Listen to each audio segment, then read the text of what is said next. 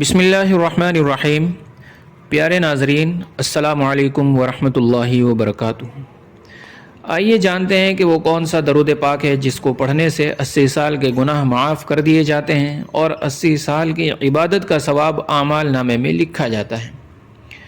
حدیث شریف کے اندر آیا ہے، حضرت ابو ہریرہ رضی اللہ تعالیٰ عنہ سے روایت ہے، رسول اللہ صلی اللہ علیہ وسلم نے ارشاد فرمایا کہ جو شخص جمعہ کے دن عصر کی نماز کے بعد اپنی جگہ سے کھڑا ہونے